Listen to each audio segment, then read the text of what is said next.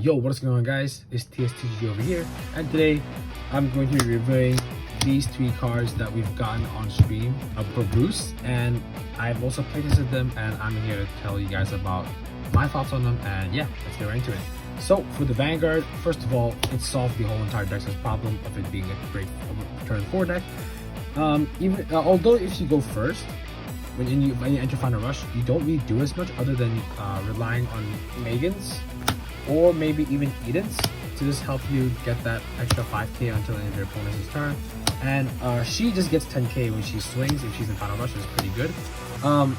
Note that the new Final Rush, the way how it works is I can only enter Final Rush during my battle phase, and my board has to have all Diabolos in its card names. So cards that like Protobolt Dragon, Monitoring Gear Dober, Upright Acrobat Marjorie, they're no longer included in that because they just won't let me get into Final Rush.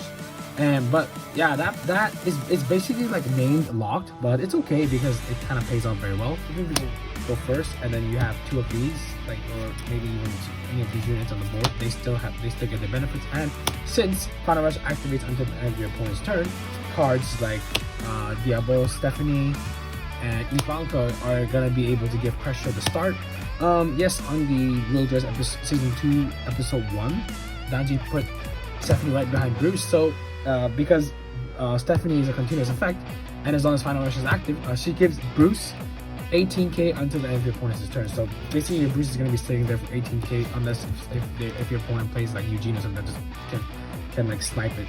So the other two new cards, Diabolos Knuckle Jamil and Diabolos, I think Girls Triss.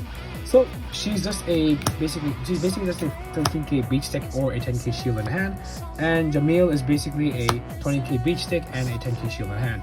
They literally fixed Bruce's biggest problem, is that sometimes you just don't have enough cards in your hand because you just need units like on the board, but your hand just doesn't have enough shield. So they fixed it by just giving them shield, and it's so good. And the best part about Jamil is like, if your opponent doesn't play anything that retires, you can just intercept that for a free 10k. And not only that, Jamil's effect is pretty good as well. So let's say that I'm on this Bruce, right? And my right lines are these three cards. So let's say I place Jamil, and even though if I soul charge, like let's say I soul charge like a trigger or something, let's say I soul charge an over trigger, right?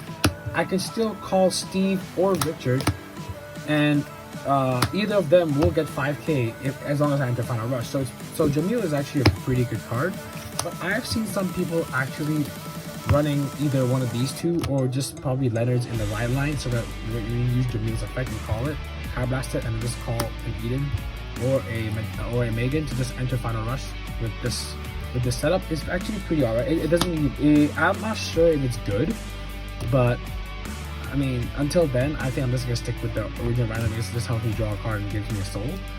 But yeah, I just love this deck. Is just so fun. Like before, when I used to play grade 3/grade 4 Bruce, I just felt like I was always gonna be a turn slow regardless of when first or second. But with the new Viamence Bruce, I feel like I can actually play the damn game. Like on my first grade 2 turn, instead of just me riding a Vanguard, I just go swing. Now, when I ride into my grade 3, I can literally call even Triss, or even maybe, I don't know, Stephanie at the back, or maybe in the front row, and there's something else, and I'm at least able to swing for numbers. So yeah, and then the Bruce, last but not least, the Bruce's effect to be able to just when you attack, you can't blast one, you can reach down your whole column with Diabolos in his name, and they both get 5k. So basically, this whole column just gets 10k. And then until the end of turn, that effect is really good because not only does it give on-hit pressures like Ivanka and Edens to activate, the deck can actually multi-attack, not just 4 times, it can actually multi-attack 5 times if your opponent decides to let things hit, of course. But yeah, till then, my final thoughts on this deck, I fucking love it, and I can't wait to actually pick up the actual cards. And I've yet to test out the new grade 2 that we've gotten, where this deck's main issue was Counterblast, but that grade 3 solved it. I was actually gonna rant about that earlier, before when I was gonna make this video. Then, right when I was recording, midway, they revealed the damn card, and I was like, oh, never mind, I gotta do the whole video again. So therefore, sorry guys if this video came out a bit late. But anyways, thank you guys so much for watching. This is like a little quick rant. It's not really too serious. I'm not gonna edit too much about it. And thank you guys so much for watching once again. I love you guys so much. And gameplay of this deck is coming very soon on this channel. Thank you guys so much once again. I love you guys, and don't worry, I'm definitely gonna do a deck profile right when I get the actual cards and right when I get more supports of this deck. Thank you guys so much once again, and I love you guys all so much, and I will see you guys very soon, and peace. Take care. Goodbye.